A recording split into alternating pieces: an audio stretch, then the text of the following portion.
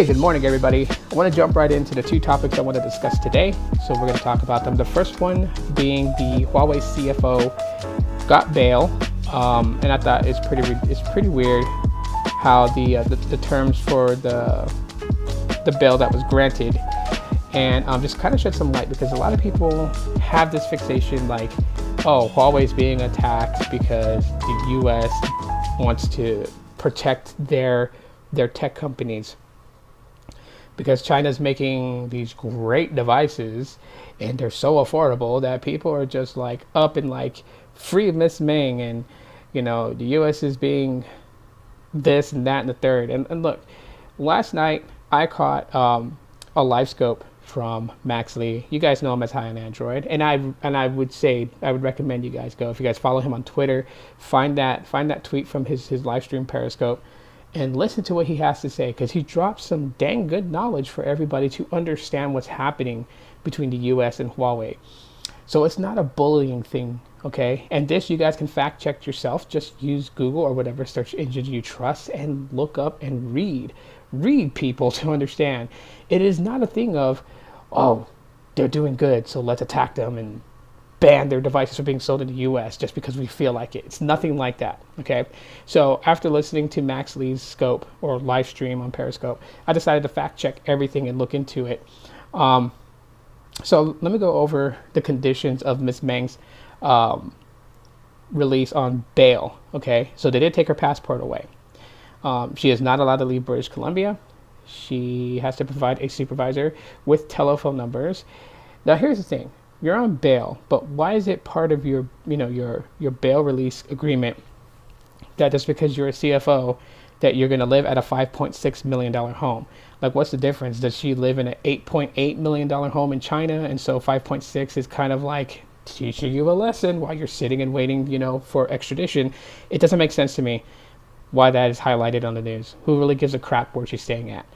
But she has to reside in British Columbia. She has curfew, 11 p.m. to 6 a.m. She had to surrender her passport, and she has to be under watch by a security company and wear an ankle monitor. Now, Huawei believes that all this will be resolved soon. Basically, they talk about that Ms. Meng was grabbed in Canada as she was flying from Hong Kong to Mexico, which is kind of weird. Hong Kong to Canada, and down to Mexico, or Hong Kong to Mexico. I don't know. I'm just saying, it's kind of weird that it went that route. But hey, anyways, so here is the reasons why the U.S. asked Canada to detain Ms. Meng, who is the CFO of Huawei and also the daughter of the CEO of Huawei. So this stems on allegations where Ms. Meng served on the board of a Hong Kong-based company called Skycom, which was doing business with Iran between the year of 2009 to 2014. This being the time when Iran was basically ignoring all warnings from the United Nations about shutting down their nuclear program. They said they wouldn't do it. They could do what they want. And that if anyone tried, they would fire a nuke missile at them. This was also the time when we were kind of like having issues with North Korea, who North Korea said when that happened that if Iran fired nuclear missiles on the US, they would join in and shoot the US with nuclear missiles too. So, okay, this is not some little thing here. Yeah, so the other piece of the puzzle is that Skycom was basically Huawei under a different name. So, okay, that's some other things you guys should look into. Like I said, the information's on the internet. Google it, and you guys will find it out for yourself. And at the end of the day, Max also mentioned a few things too that a lot of people probably didn't know. For instance, the fact that the CEO of Huawei is well connected with the political government of China. So yeah, that's kind of strange that a technology company, a leader of a technology company, would be that embedded with government. Like, we have Google, who tried to do Project Maven with the United States at the US government's request to build an AI system to control military drones.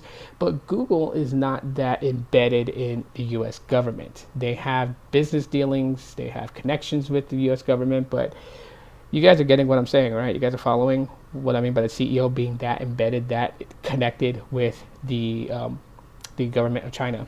So it's a blood thing, and not gang wise. If you guys are understanding that, I don't know why. I'm actually talking about real blood.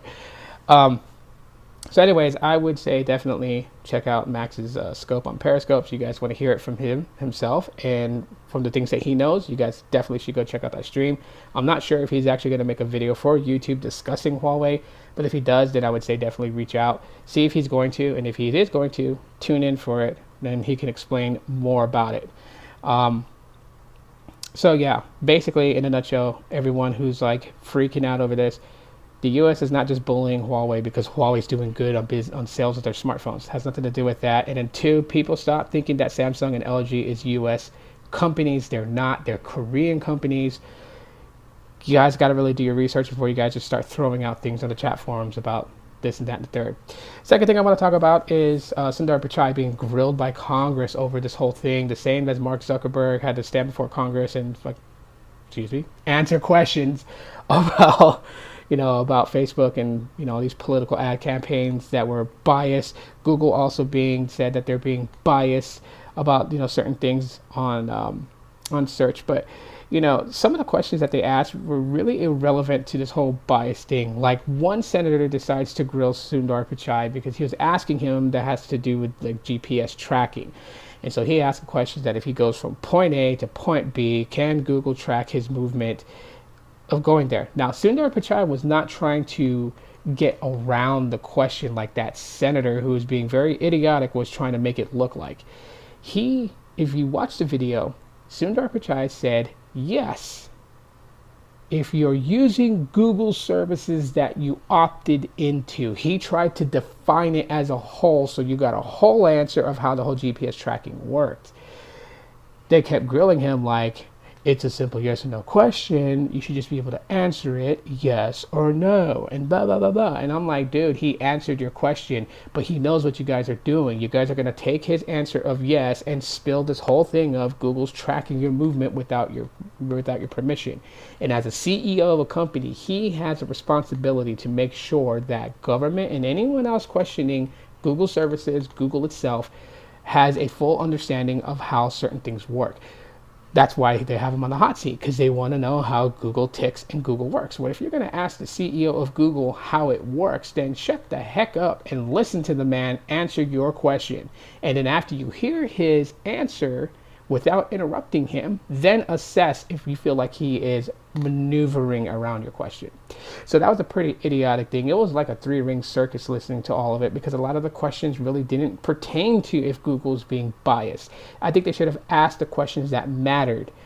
But then another thing that broke out into that whole meeting with Congress was when a senator decided to ask Sundar Pichai that if his granddaughter has an iPhone and she's playing a game, why would an ad pop up on her phone that had foul language?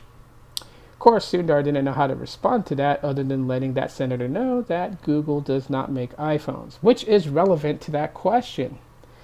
Because again, it's an iPhone, it's made by Apple. Whatever game the daughter is playing may not be available on Android, and if it's only available on iOS, it's downloaded on the phone from the App Store on an iPhone. So you need to ask Apple why that would happen. It's basically what he was saying politely. The whole room erupted with snickers and little laughters here and there.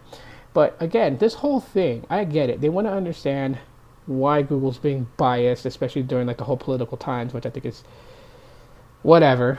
I have my own opinions about it. But if you're going to do that, ask the right questions. Don't ask if it's GPS tracker, how it works, or why a certain ad pops up on an iPhone. And then what's even funny is that the senator, after the whole meeting convened for that day, was interviewed outside and asked about why he asked if an iPhone would have that kind of ad, why he would ask Google about that. And then so the senator, to save face and not looking like a fool on national TV, decided to say, oh, well, my granddaughter could have just had an Android. I wasn't sure. Like, no, dude, you said iPhone, okay? If you weren't sure what it was, then don't be so absolute in your question when it matters if you're not sure, because then you only come out looking like a fool. So anyways, more of this three-ring circus as Sundar Pichai gets grilled by Congress even more about it. Maybe hopefully this time when they convene again, they ask the right questions. But if they don't and they look like fools, that's kind of their fault. anyways, guys, that's pretty much it what I had to say. Let me know what you guys think in the comment section of the video by adding on your thoughts there. I'd love to read them. If you guys enjoyed today's topics, drop a like, do your research, subscribe to High on Android Max Lee here on YouTube, and then also if you guys follow him on Twitter, I think it's at ZitoMax, you guys can follow him there.